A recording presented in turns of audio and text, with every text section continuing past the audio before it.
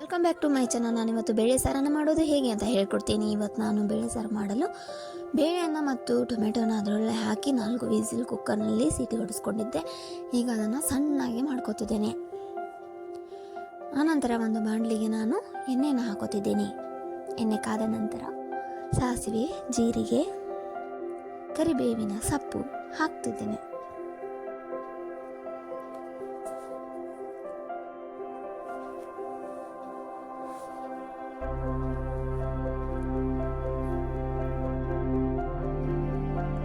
ಮತ್ತೆ ಈರುಳ್ಳಿಯನ್ನು ಹಾಕ್ತಿದ್ದೀನಿ.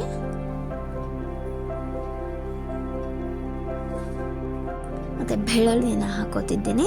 ಬೆಳ್ಳುಳ್ಳಿಯನ್ನು ಬಿಚ್ಚಿಕೊಂಡು ನಾನನ್ನು ಜಜ್ಜಿ ಇಟ್ಕೊಂಡಿದ್ದೆ, ಅದನ್ನೇ ಹಾಕ್ತಿದ್ದೇನೆ. ಘಮ ಅಂತ ವಾಸನೆ ಬರ್ತಾ ಇದೆ. ಈಗ ನಾವು ಬೇಳೆಯನ್ನು ಹಾಗೆ ಮಾಡ್ಕೊಂಡು ಇಟ್ಕೊಂಡಿದ್ವಲ್ಲ ಸಣ್ಣವಾಗಿ, ಅದನ್ನು ಇದಕ್ಕೆ ಹಾಕೋತಿದ್ದೇನೆ. ಅದರ ಜೊತೆ ಟೊಮೆಟೊನೂ ಇದೆ. ನಾನು 1.5 ಗ್ಲಾಸ್ ನೀರನ್ನು ಹಾಕೋತಿದ್ದೀನಿ.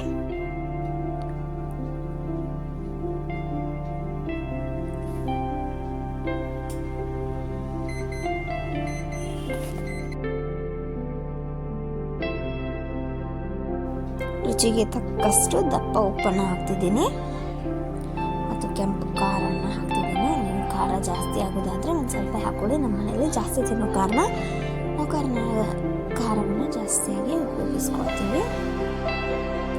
ಮತ್ತು ರುಚಿಗೆ ತಕ್ಕಷ್ಟು ಬೆಲ್ಲವನ್ನು ಬಿಡಿ. ಬೇಕಾದವರು ಸಕ್ಕರೆಯನ್ನು ಹಾಕೋಬಹುದು. ನಾವು ಜಾಸ್ತಿ ಬೆಲ್ಲ ಯೂಸ್ ಮಾಡಿದ್ರೆ ಒಂದು ಸ್ವಲ್ಪ ರುಚಿಗೆ ಚೆನ್ನಾಗಿರುತ್ತೆ ಅಂತೇಳಿ ಬೆಲ್ಲ ಯೂಸ್ ಮಾಡ್ತಿದ್ದೀವಿ. ಅದು ಅದರ ಕುದಿ ಬಂದ ನಂತರ ನಾವು ಕೊತ್ತಂಬರಿ ಸೊಪ್ಪನ್ನು ಹಾಕೋಣ. ಆಮೇಲೆ ಮಿಕ್ಸ್ ಮಾಡಿ ಇನ್ನೂ ಸ್ವಲ್ಪ ಕಳ್ಳ ಅಂತ ಹೇಳಿ 1-2-3 ನಿಮಿಷ ಕುದಿಸಿ ರುಚಿಕರವಾದ ಬೇಳೆ ಸಾರು ರೆಡಿಯಾಗಿದೆ. ಮತ್ತು ನೀವು ಇದಕ್ಕೆ ತೊರೆದಿರುವ ಕೊಬ್ಬರಿಯನ್ನು ಹಾಕಬಹುದು. ಈ ವಿಡಿಯೋ ನಿಮಗೆ ಇಷ್ಟ ಆಗಿದ್ರೆ ಲೈಕ್ ಆ್ಯಂಡ್ ಸಬ್ಸ್ಕ್ರೈಬ್ ಮಾಡಿ. Thank you.